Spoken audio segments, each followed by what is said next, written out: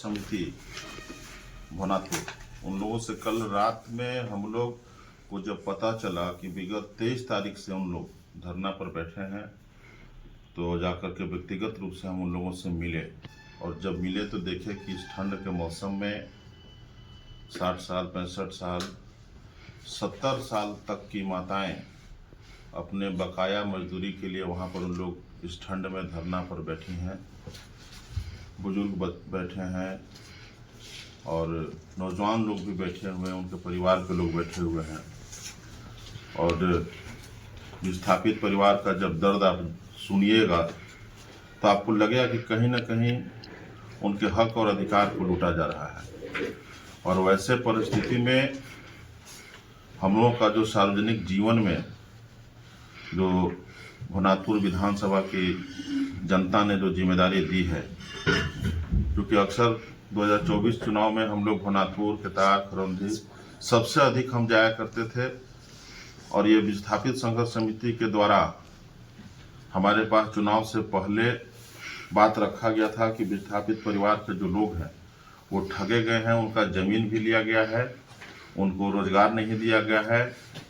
और जो लोग वहाँ पर लोडिंग के काम करते थे, महिलाएं और बुजुर्ग लोग जो वहाँ पे लोडिंग का काम करते थे, उनका मजदूरी आज तक बकाया है। और वो सब चीज़ को लेकर के हमने उनसे वादा किया था कि हम आपको चुनाव के बाद इस संघर्ष में आपके साथ में हम शामिल रहेंगे। लेकिन हम बाहर थे, जब बाहर से हम आए तो हमको सूचना मिला कि जो यहाँ का क्रशर प्लांट है उसको काटा जा रहा है।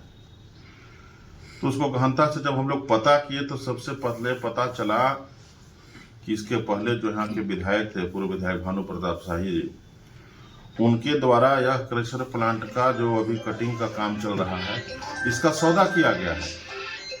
और इसका सौदा बहुत बड़े पैमाने पर किया गया है।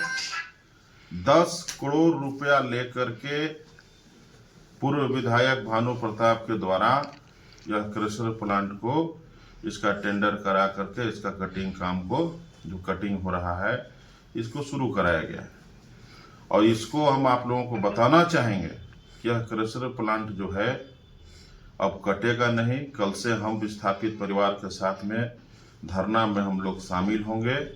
और सबसे पहले जो लोग कटिंग कर रहे हैं, अभी भी कटिंग जारी है, सबसे पहले उसको हम लोग कल रोक देंगे। और उसके बाद कटिंग रुकेगा और यहाँ से क्रशर प्लांट नहीं जाएगा। पहले यहाँ का मजदूरों का बकाया मजदूरी मिले और यहाँ पर जो विस्थापित परिवार हैं जिनको जमीन का मुआवजा नहीं मिला है, उनका जमीन वापस हो। और जहाँ तक कटिंग की बात है और ले जाने की बात है, पहले वहाँ पर हमारा लाश उठेगा, उसके बाद वहाँ से एक भी पीस वहाँ से जो भी चीज़ है उठेगा। इसके लिए हम लोग निर्णय ले चुके हैं।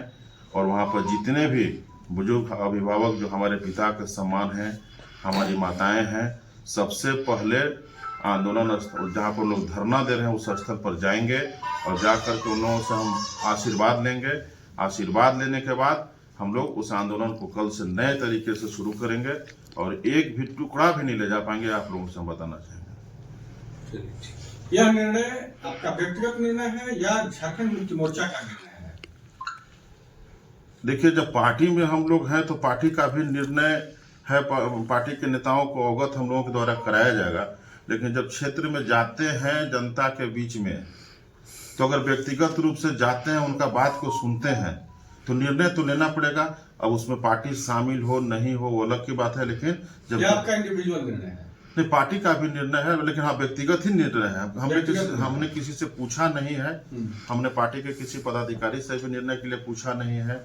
लेकिन जब विस्थापित परिवार के बीच में गए थे और चुनाव के समय में उन लोग जब संघर्ष में शामिल हुए थे, तो उस समय भी हम पार्टी से नहीं पूछे थे कि हम जनता के बीच में कहाँ जा रहे हैं, जनता से कहाँ हम क्या वादा कर रहे हैं, जनता के संघर्ष में कहाँ शामिल हम हो रहे हैं, कहाँ सुख दुख में शामिल हो रहे हैं। और जब वहाँ पर 60 साल 70 साल की माताएं हैं, वहाँ पर बुजुर्ग गार्जियन हैं, वैसे लोग जब आज वहाँ पर इस ठंड के महीना में वहाँ पर जा कर के परेशान हैं और धरना पर बैठे हैं, तो हम समझते हैं कि पार्टी से ऊपर का चीज़ है।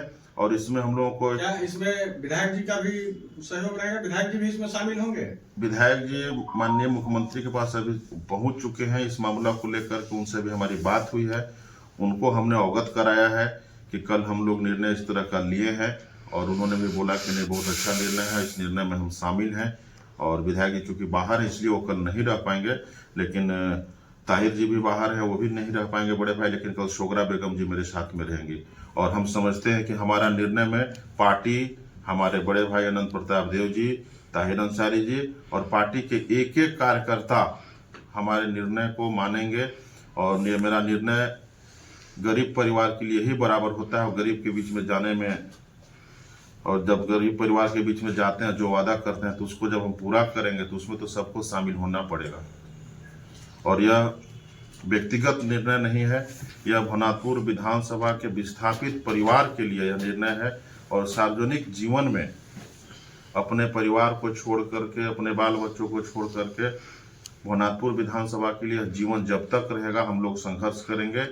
और विस्थापित परिवार के लिए, और यह क्रशर प्लांट का जो कटिंग चल रहा है इसके लिए अगर जेल भी जाना होगा तो जेल का भी गेट पर सबसे पहला कदम मेरा आगे होगा। अगर इसके लिए हम लोग संघर्ष में शामिल होंगे, आंदोलन करेंगे, इसमें अगर हम लोगों को मौत को भी गले लगाना होगा तो ये छोटा चीज होगा, लेकिन विस्थापित परिवार के साथ में और भवनाथपुर विधानसभा के एक एक गरीब परिवार के साथ में कभी शोषण नहीं होने देंगे जब तक जिंदा रहेंगे। ये आप लोगों को बताना चाहिए। ठीक है। तुलसीदाम डोलोमाइट माइंस बंद हो गया है, जी। क्या उसको चालू करवाने के लिए मांग वो भी शामिल है, वो भी शामिल वो भी शामिल है। जो डोलोमाइट खदान जो बंद पड़ा हुआ है